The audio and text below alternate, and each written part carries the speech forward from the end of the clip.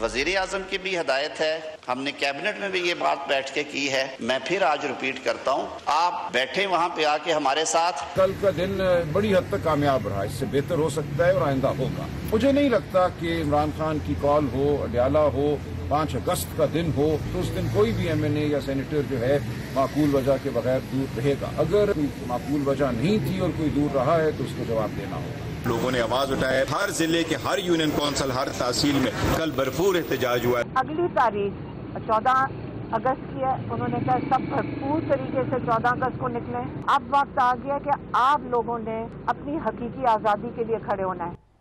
बिस्मिल्लाहिर्रहमानिर्रहीम। लाखों करोड़ों दरूद नबी अकरम सल्लल्लाहु अलैहि वसल्लम पर और उनकी आल पर। पाकिस्तान तहरीक इंसाफ का क्लेम है कि 5 अगस्त का जो एहतजाज था वो बहुत ज़्यादा कामयाब हुआ। आवाम का समंदर सड़कों के ऊपर आया और 170 अजला के अंदर आवाम ने बाहर निकल के इमरान खान साहब की रिहाई के दावे किए, नारे लगाए। अब ये मौक़िफ़ किस हद तक दुरुस्त है, ये एक बहुत बड़ा सवाल है जो आज के शो में हम डिस्कस भी करेंगे। और साथ ही इमरान खान साहब ने इस एहतजाज पर खुशी का इजहार किया है और उन्होंने कहा जी इससे बड़ा एहतजाज अब 14 अगस्त को होगा। अब ये 14 अगस्त को क्या ऐसा होगा जो 5 अगस्त से मुख्तलिफ होगा, ये भी आज का इशू होगा। और पाकिस्तान तहरीक इंसाफ के MNAs ने आज एहतजाज के लिए बाहर निकलने की कोशिश की लेकिन पुलिस ने उनको रोक लिया। अब MNAs को अगर रोका जाएगा तो फिर एहतजाज कौन कर सकेगा, ये भी इशू है। और इमरान खान साहब के बारे में यूँ महसूस होता है कि उन्होंने दोबारा सिस्टम से बाहर निकलने का फैसला कर लिया। कैसे आगे चल के मैं आपको इसकी डिटेल भी बताऊँगा। और पेशावर हाई कोर्ट से पाकिस्तान तहरीक इंसाफ को आज एक रिलीफ मिला। ये सारी चीज़ें आज के शो में हम डिस्कस करेंगे। और प्रोग्राम का जो पहला हिस्सा है उसके अंदर राना सनाउल्लाह साहब हमारे साथ हैं, बशीर है वज़ीर आज़म के। राना साहब आपका बहुत बहुत शुक्रिया। सर ये फरमाइएगा कि 5 अगस्त के बारे में पाकिस्तान तहरीक इंसाफ का ये क्लेम है कि उन्होंने जो कुछ हासिल करना था कर लिया है और कामयाब हुआ और जो कुछ रह गया अब 14 अगस्त को होगा। जी बिल्कुल ठीक है। अगर उनका ये ख्याल है तो उनके ख्याल को रद्द करने की क्या ज़रूरत है। अगर वो समझते हैं कि 5 अगस्त का उनका एहतजाज जो है वो बहुत भरपूर रहा है और उसके बाद ऐसा ही एहतजाज वो 14 अगस्त को भी करेंगे तो मेरा ख्याल है कि वो जिस तरह से कहते हैं कि दिल के समझाने को ये ख्याल अच्छा है तो बिल्कुल इसके ऊपर कोई एतराज़ नहीं है हमें। लेकिन राना पाकिस्तान तहरीक साहब का इशू क्या है, वो पब्लिक को निकाल नहीं पा रही, गवर्नमेंट के साथ मुज़ाकरात नहीं कर पा रही, इस्टेब्लिशमेंट को राजी नहीं कर पा रही। इशू आखिर आपकी क्या अंडरस्टैंडिंग है कि क्या है उनका? देखिए इशू जो है वो जब तक वो इसको तस्लीम नहीं करेंगे कि उनका कोई इशू है और वो हकीकत से आंखें चुराएंगे। अगर उनको 5 अगस्त में को जो उन्होंने जो है वो अपनी तहरीक को अरूज पे पहुंचाने की बात की थी और अगर उनको अरूज जो है वो कल नज़र आ गया है और जो हकीकत बाकी दुनिया को नज़र आई है या बाकी सब ने देखा है वो किसी और नज़र से देख रहे हैं तो फिर इस ख्याली दुनिया में अगर वो रहेंगे तो फिर उन्हें तो किसी मामले का भी इदराक नहीं होगा। फिर ना उन्हें जो है वो कोई तहरीक इससे बेहतर तरीके से चलाने की ज़रूरत है, ना उन्हें मुज़ाकरात की ज़रूरत है, ना उन्हें किसी और मामले में पढ़ने की ज़रूरत है। बस ठीक है, वो समझते हैं कि उन्होंने कल बहुत ज़बरदस्त से एहतजाज कर लिया है तो ठीक है, वो अब अगले 7-8 दिन आराम करें और 14 को अगस्त को फिर इसी तरह का एहतजाज कर लें। लेकिन कम से कम उन्हें ये ज़रूर इसके ऊपर जो है वो सोचना चाहिए कि 5 अगस्त जो है वो इस्तिसाले कश्मीर का जो है वो दिन था। उस दिन पूरी कौम जो है वो जद्दोजहद आज़ादी कश्मीर के लिए सड़कों पे निकली हुई थी और वो बहुत ही एक स्याह दिन था इस हवाले से। कश्मीरी मज़लूमों के साथ, शुहदा के साथ अज़हार यकजहती का दिन था तो उन्हें अपने एहतजाज के लिए एक और दिन जो है वो ढूंढना चाहिए था या मुकर्रर करना चाहिए था। और अब 14 अगस्त की बजाय 15 अगस्त कर लें, 16 कर लें। 14 अगस्त जो है वो यौम आज़ादी है, पूरी कौम जो है उस दिन जो है वो ख़ास तौर पे मार्का हक़ की कामयाबी के बाद जो है वो एक अल्लाह ताला का शुक्र अदा कर रही होगी और अपनी आज़ादी को जो है वो मना रही होगी, तो उस दिन उन्होंने अगर एहतजाज करना भी है तो मेरा ख्याल है 1-2 दिन का वक्फा कर लें तो वो ज़्यादा बेहतर रहेगा। लेकिन अगर उन्होंने ऐसा ही करना है जैसा उन्होंने 5 को किया है तो फिर 14 को भी मेरा ख्याल उससे फ़र्क कोई नहीं पड़ेगा। तो बहरहाल ये उनका एक अपना चॉइस है। अच्छा, राना साहब ये फरमाइएगा, क्या इमरान खान साहब वाकई को गवर्नमेंट के साथ लेन देन करके मुज़ाकरात करके जेल से बाहर आना चाहते हैं, मुल्क से बाहर जाना चाहते हैं? क्योंकि इस टाइप की खबरें आ रही थी जिन्हें इमरान खान साहब ने हमेशा रिजेक्ट किया है कि मेरी किसी से बात नहीं हो रही, मैं बाहर नहीं जाऊंगा, मैं जेल के अंदर रहूंगा, वहां मुझे 1000 साल यहां बैठना पड़े। देखिए, इसमें जो मेरी इंफॉर्मेशन है, गवर्नमेंट की तरफ से उनको कोई इस किस्म की ऑफर नहीं की गई। और रही बात इस्टेब्लिशमेंट की भी, तो टू माई नॉलेज इंफॉर्मेशन कोई उनको इस किस्म की ऑफर नहीं हुई। तो अगर कोई ऑफर हो तो उसे रिजेक्ट करने की बात हो ना। जब किसी ने ये बात की ही नहीं उनके साथ, तो उन्होंने फिर रिजेक्ट किस बात को किया है? बल्कि उनके साथ जो है वो बातचीत करने या होने का कोई चैनल ओपन ही नहीं हुआ। उनका एक मौक़िफ़ है कि मैं जो है वो हुकूमत से बात नहीं करूंगा, तो इसलिए हमने तो इस बारे में जो है वो अगर कोई बात की है तो उनका जो पार्लिमानी ग्रुप है, जो उनकी पार्लिमानी पार्टी है, उसकी जो लीडरशिप है असेंबली में, उनके साथ की है। और वो वज़ीर आज़म ने on the floor of the house की है, वो सबको पता है। मीडिया में उसी तरह से वो बात आती रही है। इस्टेब्लिशमेंट ने बारहा कहा है कि मुज़ाकरात करना हमारा मैंडेट नहीं है। अगर मुज़ाकरात करने हैं पीटीआई ने तो वो गवर्नमेंट से करे। और हमारे साथ तो जो उनकी पार्लिमानी पार्टी है, जिसको हमने ये ऑफ़र पहुंचाई है, तो उन्होंने आज तक हमें इसका कोई जवाब नहीं दिया, मासवाए इसके कि जी खान साहब की तरफ से इजाज़त नहीं है। दूसरी, जब कोई गुफ्तगू हुई ही नहीं है तो फिर ऑफ़र कैसी, या उसको फिर रिजेक्ट करने का सवाल जो है वो पैदा ही नहीं होता। और ये फरमाइए राना साहब, ये 19 MPs और MNAs उनके फारग हो गए हैं। अब आज तो वैसे बहरहाल पेशावर हाई कोर्ट से उनको रिलीफ भी मिल गया है 11 अगस्त तक, और इलेक्शन कमीशन को रोक भी दिया है कि शायद आप इलेक्शन नहीं करवा सकते इन हलकों के ऊपर। फ़ायदा उनको हो गया है। लेकिन एक स्पेकुलेशन ये भी है कि ये तादाद सिर्फ 9 तक नहीं रहेगी, ये को 30-32 तक चली जा सकती है। और अगर 30-32 MPs और MNAs उनके फारग हो जाते तो अल्टीमेटली पार्टी तो फारग होगी फिर पार्लियामेंट से। नहीं, देखिए, जिन लोगों के खिलाफ 9 मई के केसेस जो हैं वो चल रहे हैं, तो आखिर उन केसेस का फैसला तो होना है। मीडिया में आप जैसे लोगों ने यानी जो मुअज़्ज़ज़ एंकर साहबान हैं, और इसके अलावा भी ये लोग कहते रहे हैं कि जनाब ये क्या तरीका है कि 2 साल हो गए हैं और केसेस के जो है वो फैसले नहीं हो रहे। और उसके बाद फिर एक पिटीशन की हियरिंग में सुप्रीम कोर्ट ने अप्रैल 2025 यानी इसी साल बाकायदा 4 माह की एक डेडलाइन थी, और वो 8 अगस्त बनती है कि उस तक जो है वो ये तमाम केसेस के फैसले किए जाएं। तो अब उन केसेस के फैसले तो आखिर होने ही है ना। 2 साल बाद भी अगर फैसले नहीं होने तो फिर कब होने हैं? तो अब उन फैसलों में कोई बरी भी हो रहे हैं, बहुत सारे लोग बरी हुए हैं, और बहुत सारे लोगों को सज़ा भी हुई है। तो अगर वो समझते हैं कि ये सज़ा गलत हुई है, और तो उसके लिए एक कॉन्स्टिट्यूशनल लीगल प्रोसेस है, उसके मुताबिक उनको अपील में जाना चाहिए। या जिस तरह से बताया आपने गए भी हैं, तो वहाँ पे जो है वो अपना मौक़िफ़ जो है वो पेश करें। तो आखिर ये प्रोसेस जो है, इसका इस बात से तो कोई तलग नहीं कौन फारग हो रहा है कौन नहीं फारग हो रहा। अगर 9 मई हुआ है जो कि हुआ है, तो फिर उसके ऊपर उसके मुकदमात भी कायम हुए हैं, लोग अरेस्ट भी हुए हैं, इन्वेस्टिगेशन भी हुई है, बाद में बेल आउट हुए हैं, बाद में जो है वो प्रोसीडिंग्स हुई हैं, तो आखिर उसका फैसला तो होना है। और राना साहब, आपके पास एक सवाल छोड़ के जा रहा हूँ, ब्रेक पे जाना है मैंने। शिबली फराज साहब और ज़रताज गुल साहबा को आज पेशावर हाई कोर्ट से एक रिलीफ मिला है, टेम्परेरी सही लेकिन रिलीफ मिला है। तो इस पे आप की क्या टेक है कि ज़ाहिर है अगर खैबर पख्तूनख्वा से रिलीफ मिलना शुरू हो जाएगा और इस तरफ से अदालतें फैसला करते रहेंगी और वहाँ से रिलीफ लेके दोबारा ये सब लोग यहाँ पे आ जाएंगे, तो गवर्नमेंट की कहाँ रिट रहेगी, फिर गवर्नमेंट की क्या इज्जत रह जाएगी। छोटी सी ब्रेक के वो दोबारा जरूरत।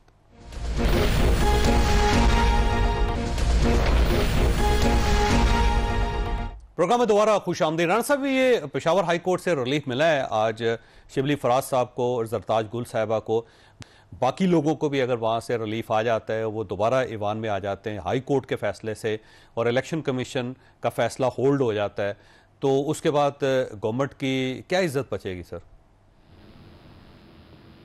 नहीं, मेरा नहीं ख्याल कि इसमें गवर्नमेंट की कोई इज्जत और बेइज्जती का मसला है। ये एक लीगल प्रोसेस है।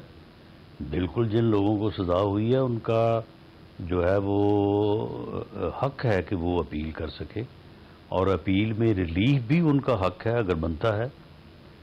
लेकिन अगर रिलीफ मिलता है तो फिर इस प्रोसेस के ऊपर बिलीव करें ना। एक तरफ तो वो कहते हैं कि जी अदालतों के ऊपर उनका यकीन नहीं है और वो अदालतों के मुतल्लिक जो है वो कोई अपनी ही थ्योरी जो है वो पेश करते हैं, और अगर रिलीफ मिलता है तो फिर वो अदरवाइज बात करते हैं। तो ये एक लीगल अपना प्रोसेस ऑफ लॉ है कि अगर उनको डिस्ट्रिक्ट कोर्ट से सज़ा होगी तो उसके ख़िलाफ़ वो हाई कोर्ट में अपील कर सकते हैं। हाई कोर्ट जो है वो उनको इंटरिम रिलीफ भी दे सकता है, और इंटरिम रिलीफ के बाद केस को सुनने के बाद जो है वो सज़ा बरकरार भी रह सकती है और वो जो है वो खारिज या मनसूख भी हो सकती है।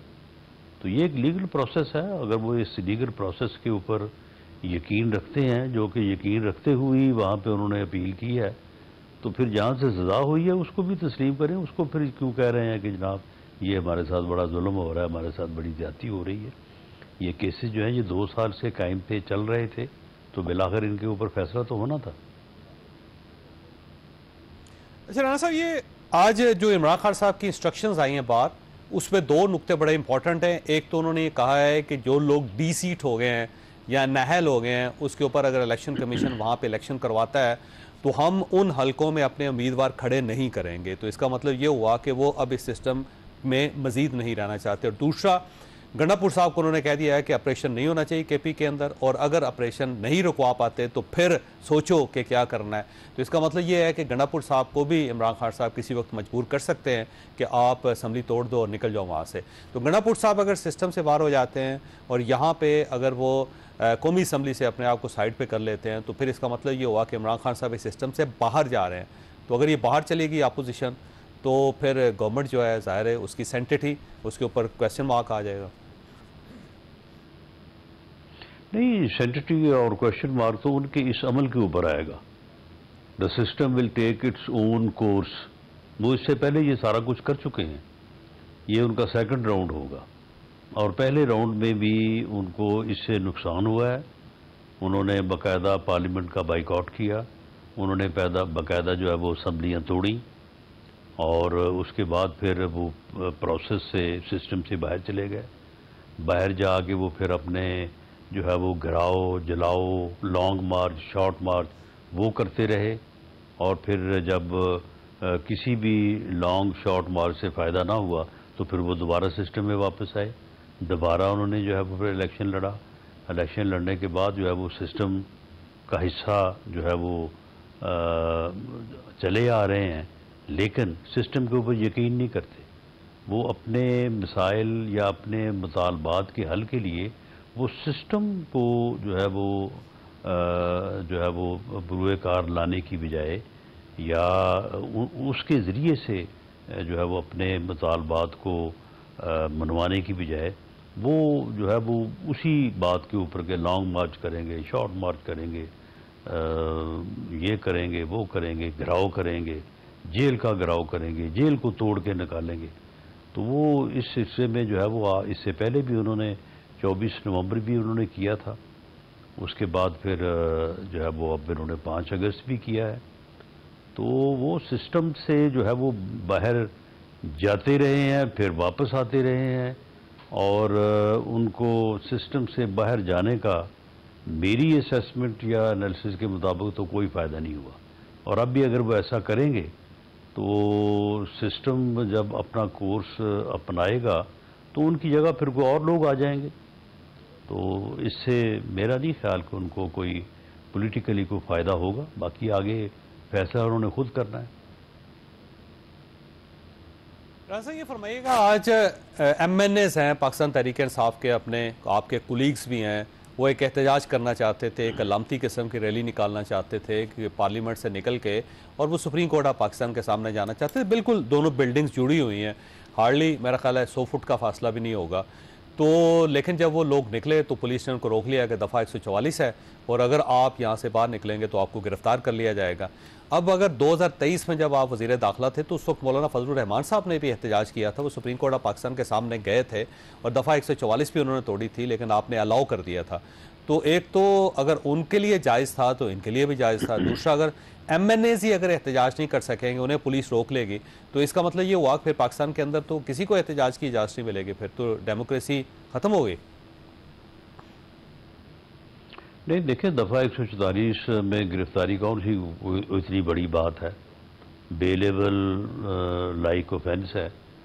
तो अगर इन्होंने ज़रूर जाना था तो ये चले जाते, और अगर पुलिस गिरफ्तार भी करती तो बेल आउट हो जाते।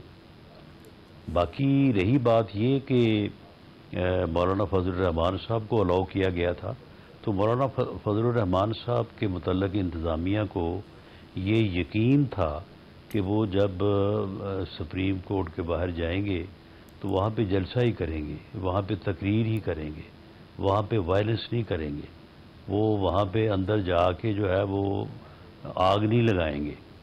अगर ऐसी एप्रीहेंशन होती तो उनको भी ना जाने दिया जाता या उनको भी रोका जाता। अब PTI का जो एहतजाज है उसके ऊपर कौन यकीन करे? जो उन्होंने 9 मई जो किया और उसके बाद भी जिस किस्म के उनके पॉलिटिकल एहतजाज और लैंग्वेज रही है, तो वो गिराव जलाव से नीचे तो बात ही नहीं करते वो। तो इसकी क्या जो है वो एश्योरेंस थी कि वो जब सुप्रीम कोर्ट के सामने जाएंगे और उनके साथ जो है वो उनके वर्कर्स भी आ जाएंगे, और वही जो वर्कर्स और लीडर्स जो पिछले 20 दिन से कह रहे हैं कि 5 अगस्त को हम अपनी तहरीक को अरूज पे ले जाएंगे, तो वहाँ पे वो जाके क्या तरीक़ाकार अपनाते, वायलेंस करते। तो उस वायलेंस के पेश नज़र यकीनन पुलिस ने ये कोशिश की होगी कि वो ना जाए। ठीक हो गया राणा साहब, आपका बहुत बहुत शुक्रिया। खास साथ यहाँ पर छोटी सी ब्रेक लेंगे और ब्रेक के बाद पैनल के हुसैन।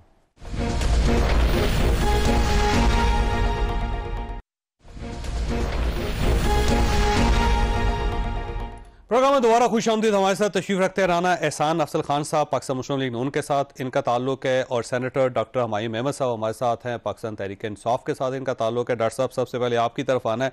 सर, ये एक कन्फ्यूजन है कि 5 अगस्त का जो एहतजाज था वो नाकाम हुआ था या कामयाब हुआ था।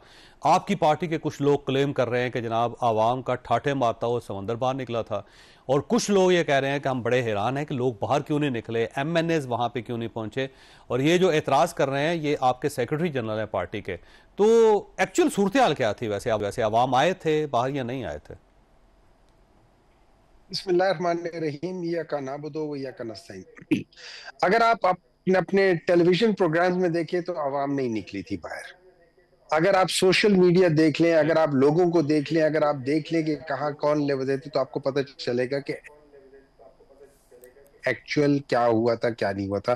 क्योंकि आपका जो जो जो मेन चैनल्स हैं ये तो सारे कंट्रोल्ड है, ये तो सारे सही चीज दिखाते ही नहीं है। ये वो दिखाते जो गवर्नमेंट देखना चाहती है, ये वो नहीं दिखाते जो एक्चुअली गवर्नमेंट को दिखाना चाहिए। So anyway, beside the point, अब मैं आ जाता हूँ कि पाकिस्तान तहरीक इंसाफ का ये 5 अगस्त सक्सेसफुल था कि नहीं। देखिए, आपने इसका अंदाजा लगाना होता है कि जिनके खिलाफ आप कर रहे हैं उनका रिएक्शन कितना स्ट्रांग आ रहा है, वो आपको बता देगा कि आपका एक्शन कितना स्ट्रांग था। जब हम देखते हैं कि आप यहाँ से सिर्फ पार्लियामेंटेरियंस ने जाता था, 60, 70, 80 बंदों ने जाना था अडियाला जेल, और उन्होंने 3 जगह पे मुख्तलिफ रास्ते, चाहे वो चक्री से आता हो, चाहे वो बहरिया टाउन से जाता हो, चाहे वो मेन एयरपोर्ट के आगे से जाता हो, हर तरफ 2-2, 3-3 इन लोगों ने वहां पे चेक पोस्ट लगाए हुए थे और बाकायदा वो कर रहे थे, और ये एयरपोर्ट के पास तो इन्होंने कंटेनर भी रखा हुआ था। तो उससे ये जाहिर होता है कि क्या है, फिर इन्होंने पार्लियामेंट के अंदर बंद किया। तो ये मैं नहीं कह रहा हूँ, ये मेरी पार्टी नहीं कह रही है। जब मैं खड़ा हुआ था तो मुझे ये रिपोर्टर्स बता रहे थे कि जी हमें वहां पे जो उनके साथी थे, जो आपके रिपोर्टर होते हैं हर जगह कोई ना कोई, लेकिन डॉक्टर साहब एक उन्होंने बताया था कि पार्लियामेंट ने बंद कर दिया। देखें, आप अडयाला जेल तक पहुंचे ना डॉक्टर साहब, आप पहुंच गए ना, इसके बावजूद दफा 144 के बावजूद, पुलिस के बावजूद, तो बाकी जो 70, 80, 90 या 100 लोग थे वो भी पहुंच जाते। आप आगे हैं तो आप ज़ाहिर पहुंच गए वहां पे, तो ये लोग निकले ही नहीं पार्लियामेंट से, और अब आप इनको जस्टिफाई कर रहे हैं, तो इनको चले जाना चाहिए थे। सलमान अकर राजा साहब भी गए हैं ना वहां पे, और महमूद खान अचकज़ई साहब भी गए, आप भी गए, तो ये भी चले जाते। लेकिन देखिए ना, उनको रोक दिया गया था ना, उनको नहीं जाने दिया था ना, उनको रोक दिया गया था। आपको नहीं रोका गया था? कर दिया गया था वो सलमान अकर आपको नहीं रोका गया? सबको रोक दिया था। मैं तो जी थोड़ा सा जरा मैं वो जो जज साहब वाला जो सिपाही है ना, जिसने वो भेस बदल के किया था, मैं उससे इंस्पायर हो गया था। तो मैंने कहा चलो यार थोड़ा सा मैं भी भेस बदल के मोटरसाइकिल में बैठ गया तो शायद लोग मुझे ना पहुंचे, बाहर निकले। बस देखिए ना, ये तो पार्लियामेंट के अंदर घुस के बैठ गए, अपनी वो है। मैंने देखिए it's not about that thing. मैं आपको सिर्फ बता दूं, मेरे निकलने ना निकलने से नहीं है। जो खौफ लोगों के, जो खौफ वहां पे मैंने उनकी नजर में, ये जो एग्जेक्टिव है उनकी नजरों में जो खौफ देखा है, that was enough for me to say कि यार हमने बुल्स आई अचीव कर लिया है। ठीक है, अब मैं आपको बताता हूँ, थोड़ा सा सेग्रीगेट करता हूँ। हर एक प्रोविंस में जो हुकूमत है वो मुख्तलिफ किस्म की है। अब केपी में इजाजत है हर एक को कि आप जाके जल्द से जुलूस कर सकते हो, आप निकल सकते हो। तो केपी में आपने देखा होगा हमारे 4 या 5 जगहों पे बहुत बड़े बड़े जुलूस और जलसे और जुलूस वगैरह थे। सिंध में 30 उस जगह पे जरा कम सख्ती है, तो वहां पे 34 के 34 या 35 जितने भी अजला है उन सब में रैलीज निकली है, बड़ी रैलीज निकली है। और इसके बावजूद कि वहां पे पुलिस के साथ थोड़ा बहुत कन्फ्रंटेशन हुई है, पुलिस वालों ने लाठी चार्ज भी किया, पुलिस वालों ने आंसू गैस भी फेंके, लेकिन हैविंग सेड दैट थिंग ज्यादातर कोई ज्यादा मसला नहीं हुआ। और सारी चीजों की मसला है पंजाब में असल में जो मुझे ना राणा साहब को शामिल करने दें, डिस्कनेक्ट है। डॉक्टर साहब मैं वापस आऊंगा आपकी तरफ, राणा साहब को शामिल करने। राणा साहब देखिए, वो ये कहते हैं कि अवाम का समंदर बाहर निकला और अभी तो मैंने शुरू की तरफ बड़ा कामयाब हुआ, खान साहब भी बहुत खुश हुए, और उस खुशी में उन्होंने फैसला किया कि जो कसर रह गई 14 अगस्त को पूरी करें। बिस्मिल्लाहिर्रहमानिर्रहीम। देखें, खैबर से लेके कराची तक और गवादर से लेके गिलगित बल्तिस्तान तक जो है वो जुलूस निकलने थे, और इन्होंने सरप्राइज करना था। और इन्होंने जो पीटीआई का काम था, इन्होंने तहरीक तहफ़्फ़ुज़ आईन पाकिस्तान के हवाले करके कहा कि जो कस्बे हैं वो भी अपना फैसला करेंगे कि कैसे एहतजाज करना है, और पीक पे एहतजाज होना था। तो ये तो अडयाला जेल पे फंस गए, बाकी तो जो है वो पूरे पाकिस्तान में मुझे तो कुछ नहीं नजर आया। अगर आप केपीके के जो इनके मीडिया के क्लिप्स हैं वो निकाल लें तो ठीक है, एक जमात ने जुलूस निकाला, रैली निकाली, लेकिन कोई ठाठे मारता समुंदर तो मुझे केपीके में भी नहीं नजर आया। यानी कि ठीक है, एक नॉर्मल पार्टी की एक्टिविटी थी। फैसलाबाद में नजर नहीं आया? नहीं, मुझे नहीं नजर आया, मुझे कहीं भी नहीं नजर आया, लाहौर में कहीं नहीं नजर आया।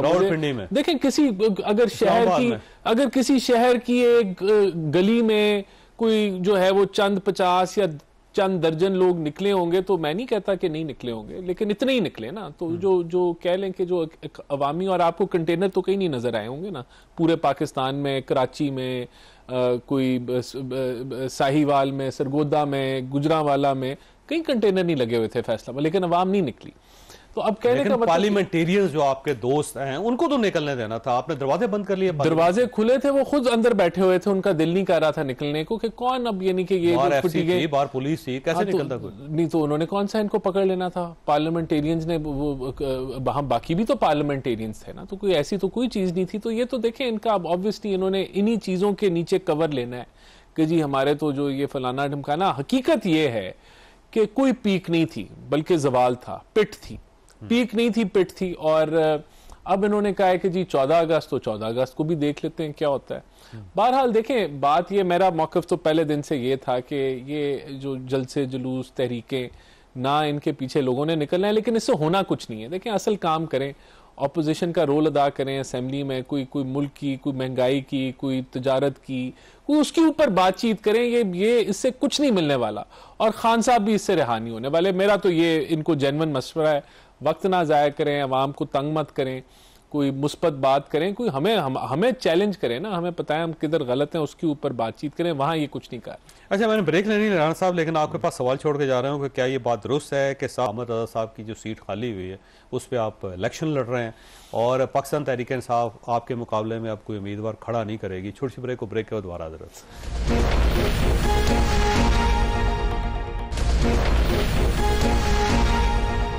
प्रोग्राम में दोबारा खुशामदीद। राणा साहब ये फरमाइएगा, ये NA 104 फैसलाबाद से साहबजादा अहमद रजा साहब की जो सीट खाली हुई उस पर आप इलेक्शन लड़ रहे हैं नून लीग की तरफ से? जी बिल्कुल, ये हमारा काफ़ी 1997 से इस हल्के से मेरे वालिद साहब MP MNA का इलेक्शन लड़ते रहे, तो मैं बिल्कुल इलेक्शन लड़ना चाह रहा हूँ और पार्टी जो है वो जल्द टिकट का फैसला करेगी और मैं इलेक्शन लड़ूंगा वहाँ। और देखें, आपने जो कहा कि बाइकआउट कर रही है PTI, तो देखें ये क्रेडिट भी खान साहब को जाता है कि जमहूरी अमल के अंदर अगर कोई एक बंदा जो है हर फैसला ही गलत करे तो वो खान साहब है। तो ये अगर वो नहीं लड़ना चाहते थे ना, लेकिन आपको तो फायदा हो जाएगा ना, आप तो जीत जाएंगे। देखें, अगर वो लड़ेंगे भी मैं फिर भी जीत जाऊंगा इंशाल्लाह ताला। मुझे वोट है, मैं आपको पहले तो अच्छी बात है ना, मुकाबले में आना चाहिए। लेकिन अगर वो मुकाबले से भागना चाहते हैं तो फिर उनकी मर्जी है। लेकिन मैं समझता हूँ, देखें यही तो बात, आपकी ख्वाहिश है कि वो मुकाबले में आए? मेरी ख्वाहिश है बिल्कुल मुकाबले में आए, तो मजा नहीं आएगा ना, वरना मजा तो तभी आता है जब मुकाबला तगड़ा हो। देखें, मुझे अगर हार हो जाती है तो फी सबीलिल्लाह कोई मसला नहीं, देखें मुकाबला है, मुकाबले में हार जीत होती है, लेकिन मुकाबला होना चाहिए और कभी भी मैदान खाली नहीं छोड़ना चाहिए। देखिए, यही चीज़ें जो हैं खान साहब को समझ नहीं आती हैं कि अगर नेशनल सिक्योरिटी का असेंबली में इजलास है तो आप हमें आईना दिखाएं, आप अपना मौकफ रखें दहशतगर्दी के ऊपर। अगर हम गलत है, आपने वो प्लेटफॉर्म लूज कर दिया जहां आप आवाज उठाएं। अगर देखें, अभी मैं तो ये भी कहता हूं कि गंडापुर साहब ने ऑल पार्टीज कॉन्फ्रेंस बुलाई तो PML नहीं गई, वहां जाना चाहिए था, वहां बताना चाहिए था कि भाई 600 अरब आपको मिले CTD के, आपने ना CTD बनाई, ना आपने पुलिस को इक्विपमेंट लेके दी, और ये कहां गए पैसे। तो ये चीजें, ये प्लेटफॉर्म ऑपोजिशन को कभी भी नहीं छोड़ने चाहिए। हमने छोड़े, गलत किए, मैं समझता हूं पार्टी का गलत फैसला था, बाकी ऑपोजिशन का भी गलत फैसला था। अगर ये मैदान छोड़ते हैं तो गलत फैसला होगा। मैं कम से कम इसको जो है वो सपोर्ट। अच्छा डॉक्टर साहब, ये दोबारा सिस्टम से आप बाहर जा रहे हैं। आज खान साहब ने अपनी बहन के जरिए ये ऑर्डर जारी करवा दिया है कि अगर ज़िमनी इलेक्शन हुए तो हम यानी पाकिस्तान तहरीक इंसाफ उम्मीदवार खड़े नहीं करेगी। तो इसका मतलब ये हुआ कि आप पूरी फैसिलिटेशन कर रहे हैं कि पाकिस्तान मुस्लिम लीग नून के लोग जीत के आ जाएं आपके हलकों से। और दूसरा, गंडापुर साहब को उन्होंने कह दिया कि ऑपरेशन रोको, अगर ऑपरेशन नहीं रोकते तो फिर फैसला करोगे क्या होना है। तो मुझे लगता है गंडापुर साहब को भी कहा जा रहा है कि छोड़ दो, सिस्टम से बाहर निकल दो। तो आप दोबारा सिस्टम से बाहर जाना चाहते हैं एक बार?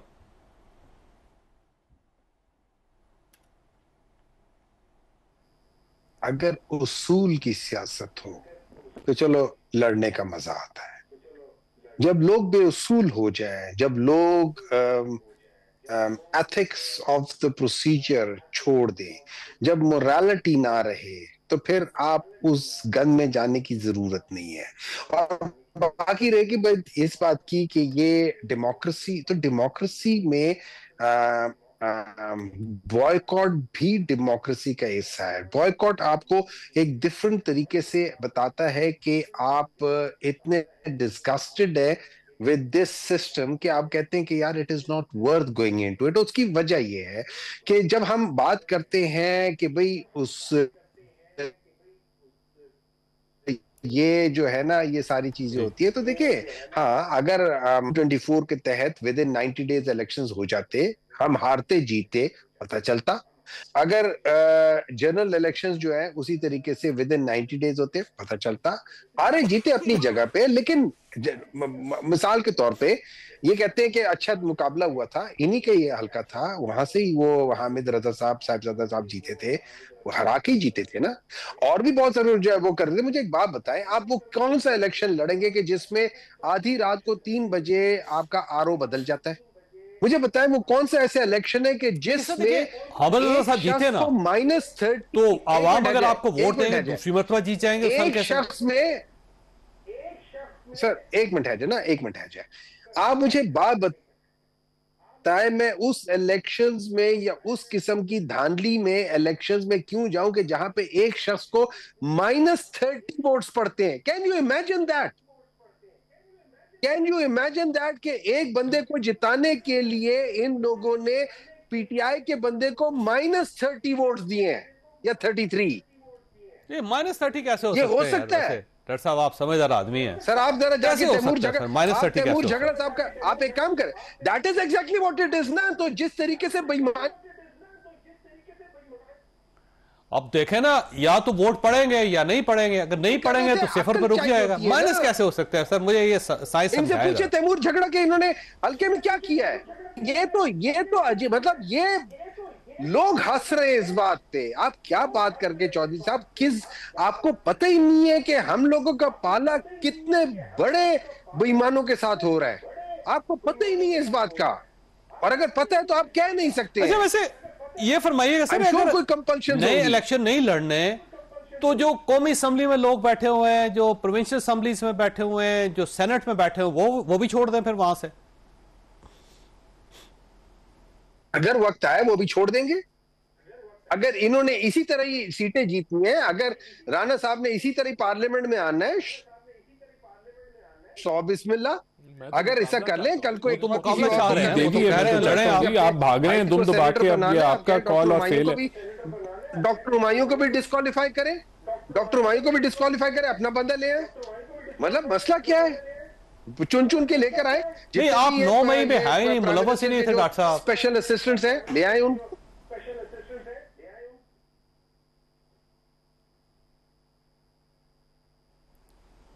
आपको आवाज आ रही है डॉक्टर साहब? डॉक्टर साहब को आवाज आ रही? डॉक्टर साहब दोबारा कनेक्ट करवाएं। अच्छा राणा साहब ये फरमाइएगा सर, ये कट के आ रही है। जी आवाज आ रही है राणा साहब आपको? डॉक्टर साहब आवाज आ रही है आपको?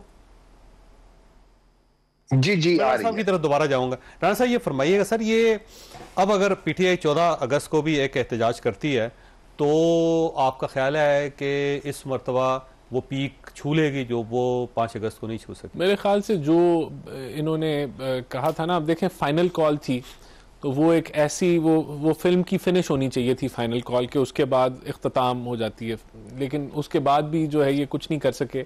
अब फाइनल कॉल के बाद आपने इनकी पीक देख ली, यानी कि फाइनल कॉल फिर बेहतर थी, वो बेहतर थी, यानी कि वो एक अच्छा इन्होंने शो किया, इस्लामाबाद हाई कोर्ट के ऑर्डर तोड़े, लेकिन बहरहाल वो अब ये जो पीक थी उससे बुरी थी। अब पीक के बाद आप खुद ही अंदाज़ा लगा लें कि अब वो लाइन किधर जाएगी, वो नीचे की तरफ ही जा रही है। तो मैं नहीं समझता कि देखें 14 अगस्त को वैसे लोग निकलेंगे, जश्न आज़ादी है, लोग उसको मनाएंगे।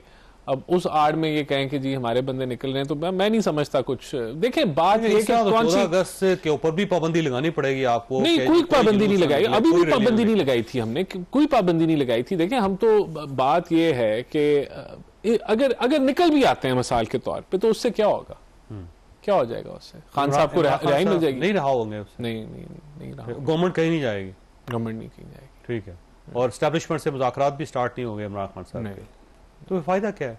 मुझे तो नहीं समझ आती है कि क्या फायदा। अभी देखें ये असल में मसला ये कि ये पार्टी यरगमाल बनाई हुई है खान साहब ने, और इसके अंदर अगर कोई भी आगे पीछे होता है तो फिर उसकी नौकरी की छुट्टी, उसको छुट्टी मिल सकती है जो काम कर रहा है। तो इस बुनियाद पे अब खान साहब ने कॉल दिया, अब ये मजबूर हैं सारे, दिल से नहीं है, ये दिल से नहीं करना चाहते ये एहतजाज। नजर आ रहा है कि कोई इसमें एफर्ट नहीं है, सिवाय कुछ लोगों के, कुछ लोगों ने बड़ा एफर्ट किया, लेकिन ओवरऑल मैं नहीं समझता, हमें कोई खतरा नहीं है।